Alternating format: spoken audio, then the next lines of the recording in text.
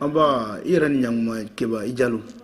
ma bien sûr ma donc on a encore des génies pour tout rencontrer mais nan da do lama ezire bu ezisi bu la mission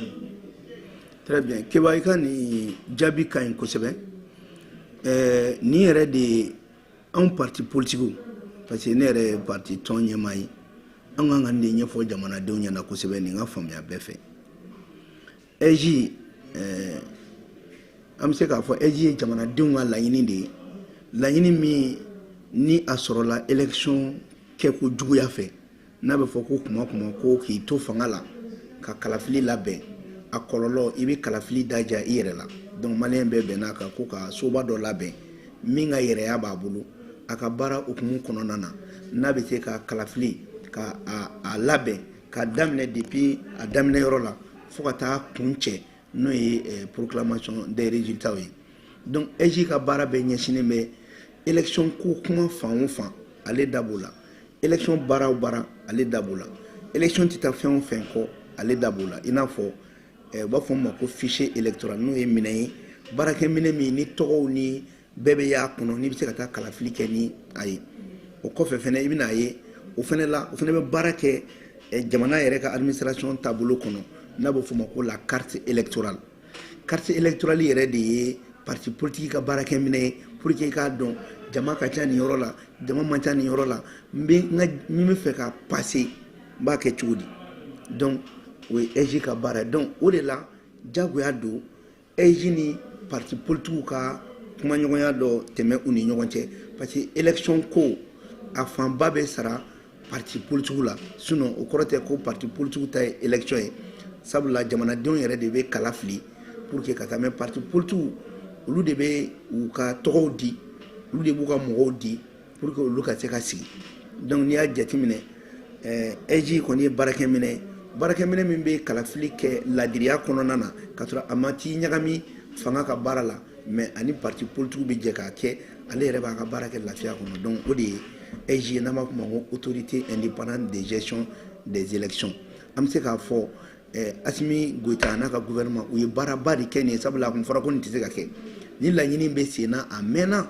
hali IBK ka dialogue la u ye nin laɲini kɛ mais bon an y'a fɔ IBK ka dialogue senfɛ n ko a problème bɛ kɛ mun ye mun bɛ fɔ o tɛ lawaleya a kɛra b'a fɔ o cogo kelen donc Assimi ka gouvernement n'u ye mun fɔ o b'o de kɛ donc nin lawaleyali ye fɛnba de ye a bɛ Mali la taga ɲɛ kosɛbɛ donc a bɛ élection cadre juridique yɛrɛ n'o ye a sariyako ye a bɛ yɛlɛma don o la fo ka taa se pour constitutionnel ma mais nin bɛɛ la an ka bila an kunkolo la ko EJ ka yɛrɛya mana d'a ma cogo cogo a mago bɛ administration territoriale ka baara dɔ la wa a mago bɛ cour constitutionnelle ka baara dɔ la parce que o baarakɛminɛn saba de bɛ jɛ ka élection ko kumaw fɔ fo ka taa se ministère min bɛ lakana kan n'a bɛ fɔ ma ko le ministère de la protection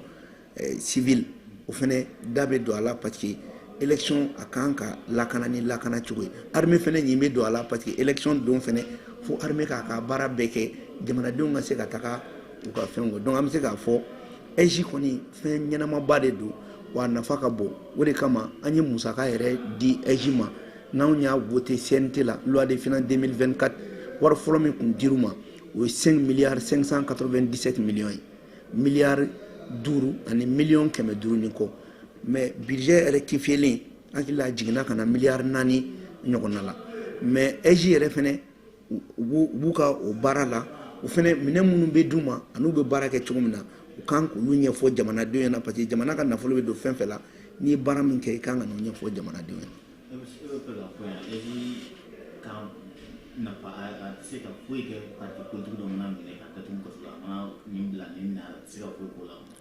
mais o tɛ EJ ka baara ye o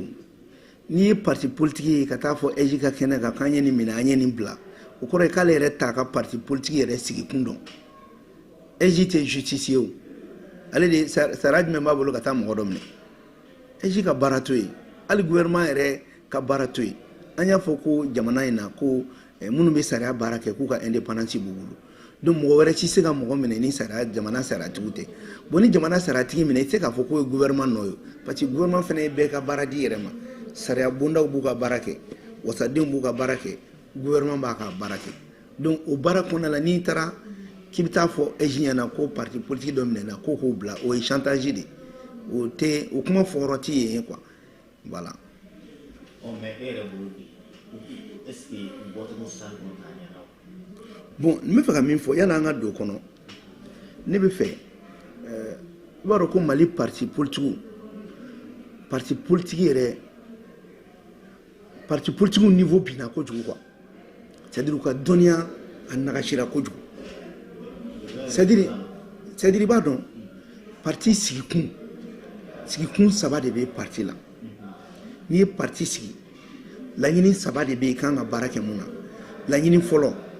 parti yɛrɛ k'a dɔn fɔlɔ ko e sigira jamana dɔ de tɔgɔ la wa i kan k'o jamana lakana i kan k'o jamana lafasa o lafasa ni o jɔyɔrɔ kama de récépissé bɛ d'i ma i ka baara bɛ kɛ jamana lafasa de filanan parti kan ka jamana taabolo ɲuman k'a ka tɔndenw kalan u ka jamana taabolo faamuya fanga ɲinini yɛrɛ faamuyali tɔnɔ mais jamana bɛ bolo jumɛn kan jamana bɛ taabolo jumɛn kan k'a ka tɔndenw lamara u ka se ka jamana ko faamuya ka jamana ko kanu don dusukun na ka jamana baara ɲɛfu ɲɛna sabanan o de bɛna kɛ sisan ka fɛɛrɛ kɛ walasa i bɛ se ka fanga mara cogo min n'a bɛ fɔ o ma ko la conquête et l'exercice du pouvoir o bɛna nin bɛɛ de kɔfɛ mais parti politique bɛ k'o de bila fɛn bɛɛ ɲɛfɛ alors que min kan ka kɔn fɔlɔ o ye i k'a dɔn ko n'i ye parti ye jamana dɔ de kɔnɔ bon ni o jamana tɛ yen e tɛ se ka kɛ yen donc parti ka kɛlɛ fɔlɔ c'est la défense nationale de l'intégrité territoriale et même de la République. Parti ka fɛn filanan c'est participer à l'éducation citoyenne des militants et des autres militants pour que bɛɛ ka jamana ko faamuya bɛɛ ka jamana taabolo dɔn bɛɛ ka jamana sariyaw dɔn. Parti ka baara sabanan sisan o ye o kɔfɛ ka hakilina dɔ sigi sen kan hakilina min b'a jira k'a fɔ ko ni fanga dira e ma e bɛ fɛ ka mun de kɛ jamana ye k'i ka tɔndenw kalan o la tɔndenw k'o faamuya ka baara kɛ ni o miirina ye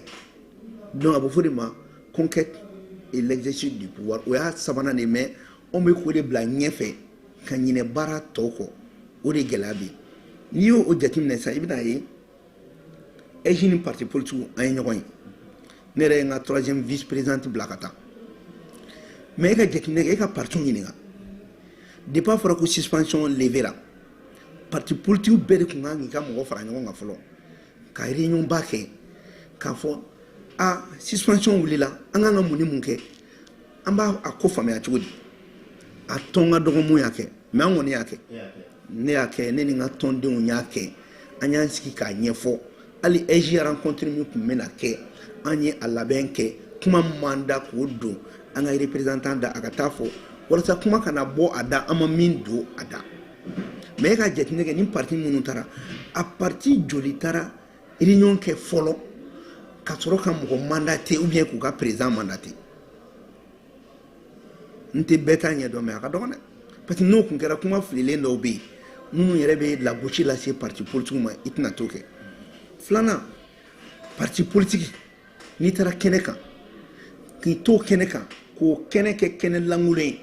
ka wuli ka taa n'i yɛrɛ i yɛrɛ de lagosi fɔlɔ la politique de la chaise vide on appelle ça de l'immaturité politique n'i ma poids politique sira fɛ e b'i sigiyɔrɔ lankolonya wa i ma n'i sigiyɔrɔ lankolonya dɔ b'a sigi o sigiyɔrɔ la o tɛ fosi ɲa maintenant n'i taara nin kɛnɛ fɛnɛ kan mun ɲininen don parti politique fɛ kuma jumɛn de kan ka fɔ EJ ka kɛnɛ kan EJ ka kɛnɛ EJ ɲɛsinnen bɛ de la préparation du processus électoral les questions techniques liées à l'organisation des élections o bɛɛ de ye EJ ka baara donc ɲininkali fɛnɛ bɛ boli élection kan ka labɛn cogo di fichier ko in bɛ cogo di an bɛna kɛ cogo di walasa taux de participation ka yɛlɛ anw miirina ye nin ye anw miirina ye nin ye carte électorale o bɛ yen wa parce que politicien an kun kan ka mun fɔ o ye sisan Mali ka région kuraw créelen carte électorale bɛ yɛlɛma an kan k'u ɲininka est ce que a ye baara dɔ kɛ carte électorale kan wa bon carte électorale fɛnɛ pour que k'ale sɔrɔ fo k'a sɔrɔ recensement kɛra fo k'a sɔrɔ région bɛ mɔgɔ da dɔn na donc mɔgɔ hakɛ min kan ka voter o fɛnɛ bɛ dɔn bon o dun fɛnɛ la assise nationale ye laɲini kɛ dialogue yɛrɛ fɛnɛ ye laɲini kɛ ko yana nga ke shuni nyene mo ni munu be munu te be to ka ke fichier électoral ka ko est-ce que anta laje ka ke munu shi sera ni élection ko bu u sebela u yere kata u yere to tebe ulu question de kunga poser partout kunga na no réflexion de pour que ka laje u se ka eji deme e chumuna donc au fene konona na ni fichier bena auditer amba ke chudi wakati jumɛn bolo dalen bɛ aw bolo est-ce que aw labɛnnen don ni a fɔra bi ko élection bɛ kɛ a bɛ t'o kɛ yan mais ne dabali banna dɔw bolo ko EJ bɛ taa dɔrɔn k'u bɛna kuma élection date ko kan c'est pas comme ça non fɛn min kan ka fɔ salle kɔnɔ n bɛ k'o de f'i ɲɛna c'est-à-dire n ye question dɔw mɛn o ne yɛrɛ jigila tigɛ Mali parti politique caman na i n'a fɔ question de loi organique mais n ko parti de kan ka wuli ka constitution kura donnen kɔ b'a la fɛn loi organique jama dɔw de bɛ yen d'abord a fɔlɔ u kan k'u ka tɔndenw wele fɔlɔ k'a f'u ɲɛna jamana sariya sunba donnen kɔ a ba la loi organique dɔw bɛ yen sariya dangan sariyaw quoi sariya sunba bɛ yen mais o dangan sariya de ye loi organique ye o sariya mun bɛ sɛbɛn o kɔnɔ u kun kan ka baaraw k'o de kan c'est-à-dire parti politique kan ka état major de fara ɲɔgɔn kan loi organique min bɛ président gɛn par exemple an bɛ fɛ ka taa élection na mais e bɛ fɛ ka taa élection na loi min bɛ kuma ko ni président kura sigira a bɛ gɛn ni fɛɛrɛ jumɛn ye e ma kuma o kan n'an ma kuma o kan ni président sigira de ale de bɛna gɛn cogo loi ɲɛfɔ an ɲɛna bon alors que an bɛ transition de kɔnɔ il faut que o loi ka ta fɔlɔ président anw de ko n'a ye fili kɛ n'a ye constitution kɔ kari a kan ka gɛn a bɛ gɛn cogo jumɛn o ma ban filanan loi organique dɔw yɛrɛ bɛ mun bɛ kuma hali an ka kanw donni ba la o ma kɛ sabanan loi organique dɔ bɛ kuma jamanaden ka sariya min bɛ minɛn di a ma n'a bɛ se ka cour constitutionnelle k'i bolo mana bɔ a nɔfɛ k'a fɔ ni sariya in bɛ ka tigɛ ni contrôle la o man ɲi ça c'est le droit des citoyens parce que mɔgɔ bɛ citoyen de bɔ nin ko in na ani an mago bɛ sénateur joli la an mago bɛ député joli la o loi organique kan ka kɛ sɔrɔ jumɛn bɛ di sénateur ma sɔrɔ jumɛn bɛ di député ma sisan i ye CNT ka wari ko kuma cayara est ce que a man kan sa parti politique ka état major ka baara kɛ n'i kɛra wasaden joli kan ka d'i ma pour que a kuma ka ban yanni an kana kɛ yɛrɛ yira ye ni gouvernement ye baara mun ta k'a fɔ yanni a ka nin kɛ jamana bɛ tan maintenant a ye naban ye. mais est ce que i bɔra ka min fɔ sisan o tɛ kɛlɛ nɔ k'a dɔn jumɛn a bɛ baara kɛ sisan k'a dɔn k'a fɔ sini député nin kan ka d'u ma mais n'u y'a kɛ k'a to a kɔnɔ est ce que a tɛna fɔ. n ko de bɛ sen na loi organique baara de bɛ sen na olu yɛrɛ tɛ k'u intéressé o la yɛrɛ c'est ne bɛ fɛ ka mun f'e ɲɛna c'est comme e kan ka taa ballon tan na i n'a fɔ an kan ka taa coupe du monde na sisan coupe du monde yɛrɛ sariya ye mun ye fɔlɔ e t'o dɔn a kan ka taa cogo min na e t'o dɔn baara ɲɛbila baara mun kan ka kɛ e m'o si kɛ mais e ko dɔrɔn kan ka taa compétition na joueur yɛrɛ tɔgɔ ma dɔn fɔlɔ mais o tɛ compétition terrain tɛ o il y a même pas de compétition à faire filanan o kun kan ka mun fɔ o fana tɛ fɔ hali EJ ka kɛnɛ kan ça c'est des questions sécuritaires olu kun kan ka ɲini comme EJ ye nin kɛ an y'o ta faamuya an bɛ fɛ ani ministre de l'administration territoriale fana ka kuma parce que o yɔrɔ la kuma dɔw bɛ fɔ u ma mun b'a to u b'a dɔn k'an bɛ se ka mun kɛ parce que mɔgɔw bɛ ka ɲinɛ min kɔ jamana élection baara ɲɛbilaw de b'a la EJ a ta kɛ mais o kɔfɛ mun wɛrɛ bɛ yen n ko administration ta fana bɛ yen parce que gouvernement yɛrɛ bɛ avancer la parti politique kan munna parti politique kan gouvernement ka baara mun lakɔlɔsi o ye est ce que élection yɛrɛ organiseli bɛ ninnu kɔnɔ wa bon siga foyi t'o la gouvernement y'a yira cogo bɛɛ k'a bɛ fɛ ka élection kɛ mais a bɛ fɛ a ka ɲa o kurumasuru fɔlɔ ye mun ye EJ ka baara dira dan ma wa musaka bɔra jamana ka wagandɛ kɔnɔ k'o di EJ ma e ka processus électoral labɛn kelen filanan 19 régions minnu créera ani cercle minnu créera ani arrondissement minnu créera ministre ye baba commandant bila ka taa a yɔrɔ bɛɛ la caman kɛra hali kɔsan in na n ko kɔrɔ de ko olu bɛ taa jɔnni kama u tɛ taa baganw kama u tɛ taa wɔkulɔninw kama u bɛ taa mɔgɔw de kama bon n'olu y'u basigi olu de b'a to kɛnɛya bɛ se ka baara cogo min école ko bɛ baara cogo min jamanadenw yɛrɛ bɛ segin ka na ça c'est le retour des personnes déplacées et le retour aussi des réfugiés maintenant o la est-ce que a ka di kuma mɔgɔw ka kalafili kɛ k'i to place la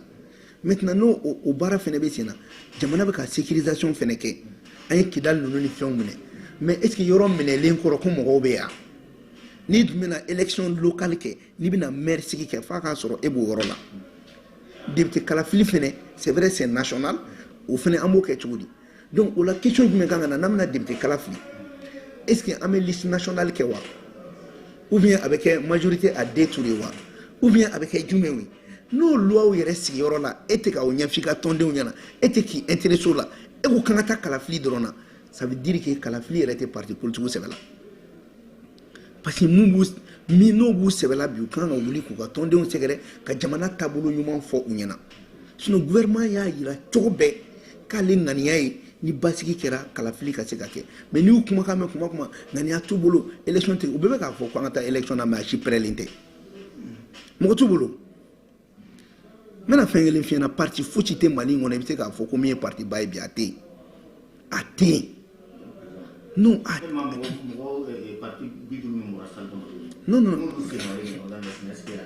non parti 300 de b'an bolo hali na n bɛ min f'i ɲɛna bi n'a ye Adama ja a k'a ka parti ci Mali bɛ élection kɛ wa mɔgɔw bɛ passer n'a ye RPM ja a ka ci n'a ye ne yɛrɛ ka RPM da an b'a ci Mali parti 300 an b'a bɛɛ ci wa élection bɛ kɛ Mali la élection ko sirilen tɛ parti tɔgɔ la ko élection ye mɔgɔ ko ni mɔgɔ ɲɛnama ko de minnu bɛ taa élection na u tɛ taa ten n'i y'a mɛn i b'a fɔ ko parti de n ko fɛn dɔ de n ko kalafilila de bɛ jɔnni bɛ taa kalafili n ko mɔgɔw de don o mɔgɔw filɛ nin ye n fɛnɛ bɛ kɔrɔ de kalama u bɛ fɛn dɔ de bɛ ɲɛfɔ ɲɛna u bɛ mun faamuya donc c'est pour ça n'i y'a ye mankan cayara parti yɛrɛ mun de la bi u tɛ k'u ka tɔndenw wele u k'u sigi ka kuma parce que tɔnden tɛ yen bilen maintenant n'u ye élection in fɔ dɔrɔn u delilen bɛ mun na n'a fɔra ko élection daminɛna o la u bɛ taa wari minɛ Buramajan fɛ ani Buramajan n'a tɔɲɔgɔnw o la u b'i ɲininka fɔlɔ ko carnet d'adresse e ka carnet d'adresse est-ce que c'est riche n'i y'a mɛn politique mɔgɔ da ko carnet d'adresse o ye gɛrɛbuya de daminɛnen fɔlɔ la n'an tun bɛ élection kɛ candidat bɛɛ bɛ taa gɛrɛbuya la Alassane Dramane fɛ yen u tun bɛ taa Macky Sall fɛ yen u bɛ taa Bazoum fɛ yen u bɛ taa Faransi ɲininka o fana b'u ci nin ma a ye nin di nin ma a ye nin di nin ma a ye nin di nin ma bon olu ci o bɛɛ datugulen don parce que CEDEAO da yɛrɛ tɛna don kuma na donc c'est pour te dire que mɔgɔw bɛ ka min jateminɛ parti ba tɛ yen et c'est ce que les autorités de la transition doivent comprendre n'u y'u ta mɔgɔw ka parti tɔgɔ fɛ k'u ni parti bɛ baara la u tɛ baara la dɛ parce que u bɛ ka parti tɔgɔ ta ka baara de kɛnɛ e ka débat lajɛ bi plateau ni minnu bɛ sigi a lajɛ jɔnni bɛ taa débat animer bon bɛɛ de da bɛ kuma bɛɛ la Mali la imagine n'a fɔra ko jamana ko kuma a ka ɲi mɔgɔ fila de da les experts minnu yɛrɛ ka expérience b'a kɔnɔ et les présidents des partis politiques mun b'o fɔ ou bien olu ka danganw mun b'o fɔ n'i ye n'a ye constitution ko kuma daminɛ n'e taara constitution ko kuma sara journaliste min yɛrɛ tɛ constitution ko yɛrɛ ɲɛdɔn ko k'a ka miirina fɔ ou bien mɔgɔ min tɛ constitution ɲɛdɔn a y'a mɛn carré kɔnɔ dɔrɔn a bɛna fɔ ten a ma deli ka constitution sɛbɛn a t'a taabolo dɔn o bɛ mun fɔ mais quand tu demandes à un président de parti politique on pense que président de parti politique équipe de b'a bolo équipe là ceux qui sont chargés des questions juridiques olu bɛ yen minnu b'u chargé des questions économiques là olu bɛ yen donc ils sont censés ka information bɛɛ di président ma pour que n'a taara débat la a ka kuma ale ka débat de b'a ka parti engagé e bɛ parti jumɛn dɔn k'u bɛ t'u engagé débat ninnu na u bɛ mɔgɔ dɔ de ci n'a tourné cogo ma ɲɛ a b'a fɔ ko non an ye min fɔ a ɲɛna a taara a yɛrɛ de da kuma fɔ mais ni président de parti yɛrɛ nana dun donc n'an bɛ fɛ débat niveau ka élevé il faut inviter les présidents des partis politiques en ce qui concerne leur projet de société et u bɛ ka mun kɛ u ka fɛnw ye comme ça le niveau du débat a bɛ se ka taa ɲɛ donc ne bɛ fɛ ka mun f'i ɲɛna fo partout ka tulu ni jaba de bɔ ɲɔgɔn na EJ ye tulu de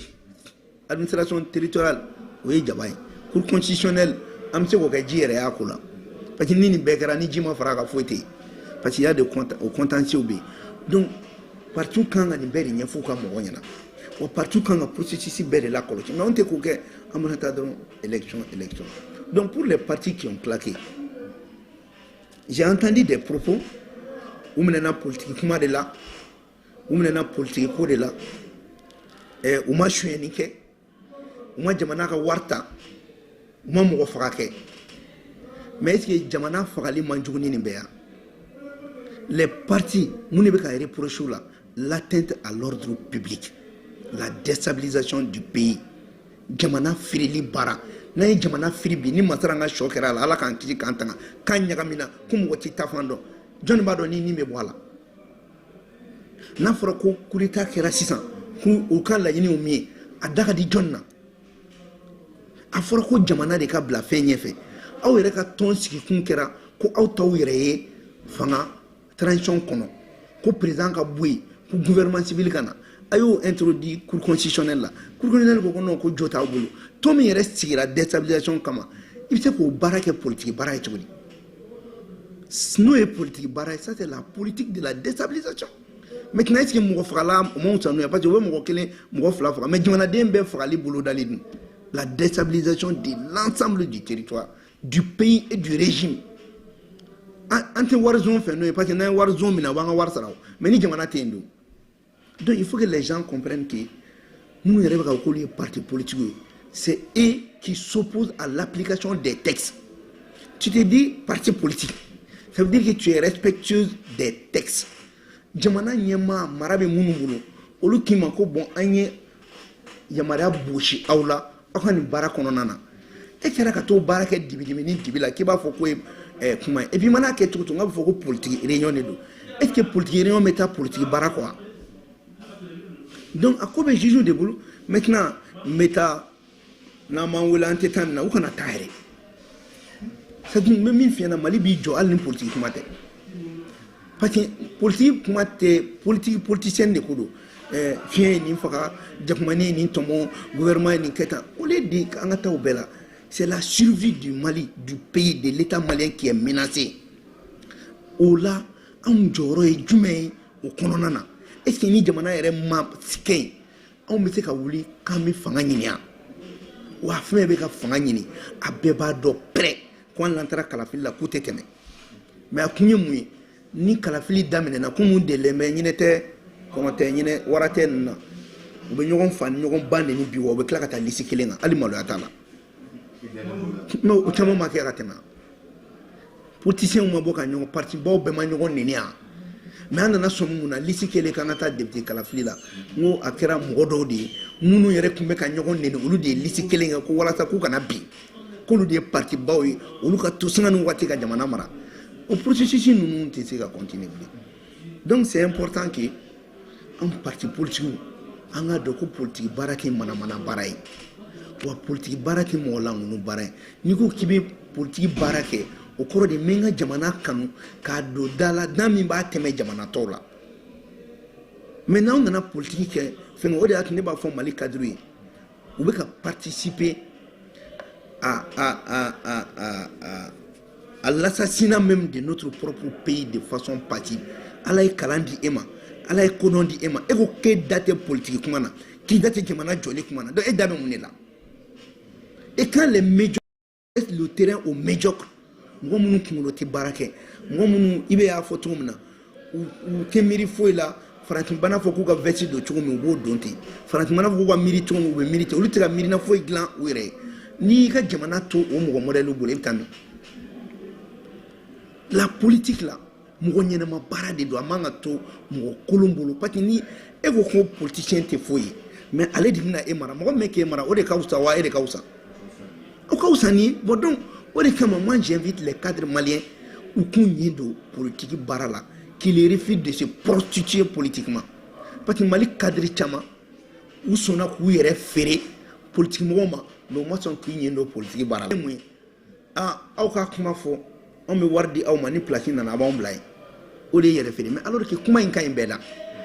bɛɛ de ka kan ka jamana ko ɲɛfɔ jamana mɔgɔw ɲɛna donc il faudrait que les gens sortent de ce comportement kana mɔgɔw tulokɔrɔla tɔɔrɔ o chantage ninnu tɛ marché bilen quoi cɛ n'a y'i ja taa n'a ye olu u taara assise nationale la an m'o kɛ yan u taara dialogue la wa an m'o kɛ yan mais a fɔlen dɔrɔn ko SJ wele n ko bɛɛ bolila ka na donc Mali ko tɛ san cɛba ne de k'i ma bilahi Mali ko tɛ c'est-à-dire n bɛ dɔ sɔrɔ o dɔrɔn de don sinon a fɔra ko fɛngɛ assise nationale an ma na o la a fɔra ko dialogue an ma na o la mais a fɔra ko SJ y'aw wele dɔrɔn aw bolo ko politique ko élection kuma bɛna fɔ aw nana o la donc aw mago tɛ jamanadenw yɛrɛ jamanadenw u sara o u balola o hali n'an bɛɛ bɛ sa élection ka kɛ dɔrɔn aw ka na fanga la donc jamana ko tɛ aw ɲɛsira la mais comment tu peux être un homme politique et ne pas voir ton pays allez a remarqué kɛ dɔrɔn ni a jamabaden fɛn fɛn taara a tila ci kuma taa dialogue la mais a fɔra ko élection dɔrɔn u nana depuis yan maliyɛnw kan k'a dɔn jamana est ce que jamana ko don i ko ko n kɔrɔkɛ jumɛn b'a la ayi Koyita ye ne filaman de ye Koyita et puis Koyita ye n terikɛ de ye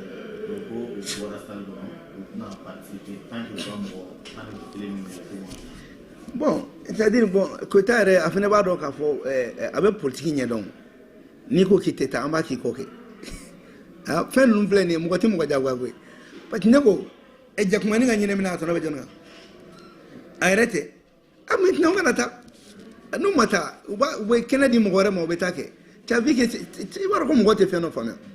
les politiciens ont laissé leur place mɔgɔ wɛrɛw y'a occupé quand il y a le vide là l'illusion va l'emporter au lieu de olu ka jamana baara ta ka kuma jamana ko kan parce que i b'a dɔn kun min bɛ ne dabali ban ni ministre kɔrɔba caman ninnu aw ye jamana mara vous devez connaître quand même le fonctionnement de l'État aw kan ka wuli de ka jamana kɛcogo ɲɛfɔ mɔgɔ ye a tiɲɛ don a bɛɛ ma ɲɛ an bolo mais u bɛ ka nin mun kɛ nin ka ɲi mais anw yɛrɛ bolo n'u ye nin fɛnɛ fara kan dɛ a bɛ ɲɛ olu dɛsɛra dɔw la an y'o kɛ sinon u dɛsɛra baden de la an y'o kɛ yanni an ka parce que nin na kalama fili mɔgɔ ci kalama fili ne ye kalama fili Asimi ye kalama fili maa ci ye donc an bɛ et puis parti fɛn bɛ Mali la a bɛɛ ka mɔgɔ dɔ ni dɔ tɛ directeur ye dɔ ye ministre ou bien dɔ bɛ CNT la a parti tɛ Mali la min ka mɔgɔ dɔ tɛ nin yɔrɔ dɔ la ou bien o tɛ jamana jɔdaba dɔ la k'a kɛ donc ça veut dire que c'est une gestion collégiale donc ne kɔni b'a fɔ n terikɛ ɲɛna an ka bɔ ninnu kɔnɔ c'est à dire ko mana kɛ cogo cogo jamana ko de don ni kojugu bɛ Koyita fɛ yen sa n'a fɔra ko dengudi bɛ yen n'a fɔra ala k'an kisi ko bannen bɛ hali ne yɛrɛ fɛ yen n ka bɛ taa ɲɔgɔn kungo la mais sisan jamana ko de bɛ yen jamana de bɛ bolo kan bolo min n'a bɛna tunu donc on doit se donner la main pour ça et c'est pour ça que je le dis et je le répète o kelen an y'o to an ni ɲɔgɔn cɛ i ti Koyita ye ka kuma lankolon fɔ ne ma ne yɛrɛ tɛ o kuma ninnu fɔ a ma parce que politique ko tɛ ɲɔgɔn dɔgɔya ye quoi politique ko ye miirina de bi n bɛ fɛn dɔ f'i ɲɛna bi ni cɛ dɔ bɛ siɲɛ ta sini n'a bɛ se ka taa miirina dɔ la dɛ donc o siratigɛ kɔnɔna la politique mɔgɔw bɛ erreur caman kɛ ni min ni min karila ɲɔgɔn na o bɛ to ka fini ta k'o fa dɔgɔya k'o ba dɔgɔya e ni ala cɛ ni hɔrɔnya don ni kɔni cɛ o cɛ ye ne fa ni ba dɔgɔya fo ka taa dugukolo meleke i ni ne tɛ jɛ hali ni ne ka fanga sɔrɔ gulonnen b'i la ne b'e bila parce que o tɛ hɔrɔnya ye quoi o b'a kɛ n'a ko politique ko hɔrɔnya t'a la alors que hɔrɔnya tɛ ko la ka tɛmɛ politique kan.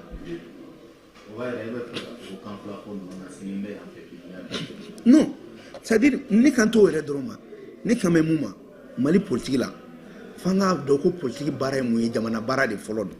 filanan ni politique ko kuma nana a bɛ miirina de fɔ mais a tɛ taa ɲɔgɔn dɔgɔya a tɛ taa ɲɔgɔn ka fini ko a tɛ taa ɲɔgɔn buruja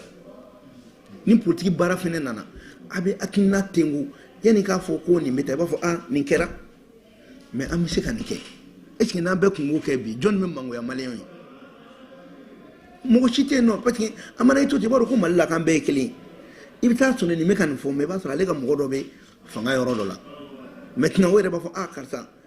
i ka kɛ tan mais a kelen bɛ yɛrɛ kungo ko de kɔnɔbara ni ɲinini de don c'est pour la moi je demande aux hommes politiques n'a ma ɲɛ an bɛ politique kɛ an ka baara kɛ quoi tu sais que ni baarakɛbaliya jora mɔgɔ golo la a nɔgɔman sɔrɔli a b'i bila ko caman na.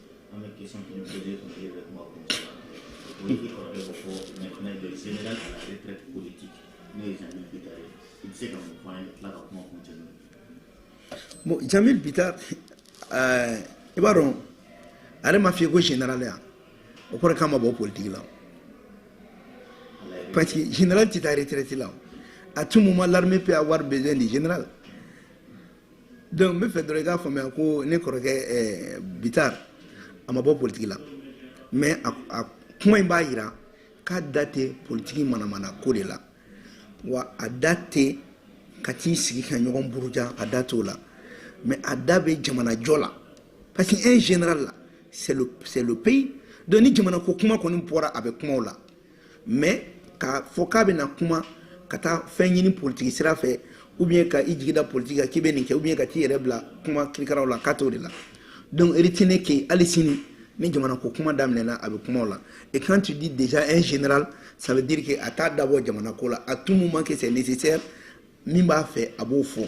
donc a bɛ jamana ko kɛ mais a la ŋanamu politique sira fɛ kurutu karata ninnu a ko k'a ye ɲin bɔ o de la donc c'est important mɔgɔw ka nin yɔrɔ faamuya parce que n'i ko ko n bɔra politique ko la ça veut dire qu'il bɔra politicienne na mais maa si tɛ se ka bɔ jamana ko la il est citoyen malien avant d'être politique donc s'il est général ça veut dire que c'est un citoyen malien général donc ni koba nana a bɛ wuli a b'i da don a la maintenant ni ko tɛ ko ɲɛnama ye a fana tɛ taa i yɛrɛ bila o kɛlɛ ninnu na n'i y'o de faamuya dɛ c'est ça ma compréhension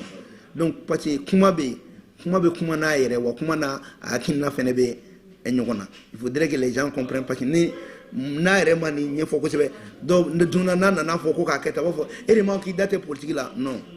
politique kuma min bɛ jamana jɔ a b'o fɔ hali sini mais la politique politicienne a da tɛ o de la ne y'a faamuya ni o de n tɛ se k'an yɛrɛ bila place la dɛ parce que hali n'a fɛngɛra ne yɛrɛ bɛ se ka fɔ bon min ye politique politicien ye ka taa mɔgɔw fɛ yen a ye voté ɲɛ a y'a kɛ tan n bɛ n da b'o la mais jamana ko i tɛ se k'i da b'o la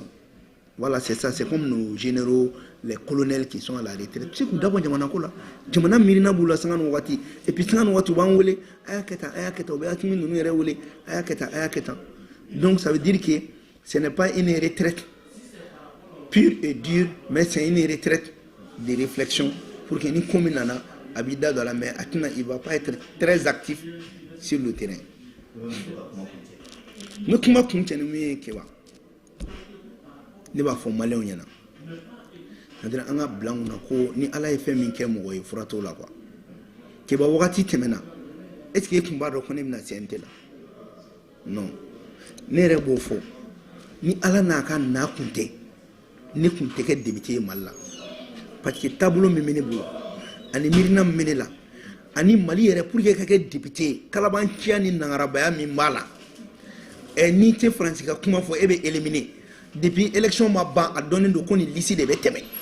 depuis a élection ma daminɛ an b'a dɔn ko nin liste bɛ tɛmɛ dɔw yɛrɛ b'a fɔ mais président yɛrɛ b'i to liste dɔw ma k'u wele k'a f'u ɲɛna bon aw ka nin liste an bɛ wari d'aw ma mais aw tɛ tɛmɛ han nin liste de bɛ tɛmɛ bon yan yɔrɔ la ADEMA an bɛ nin di aw ma bon yan yɔrɔ la RPM nin bɛ di aw ma bon karisa aw ka parti nin bɛ di aw ma ça n'a jamais été fait sur a ma deli ka kɛ tiɲɛ kan dɛ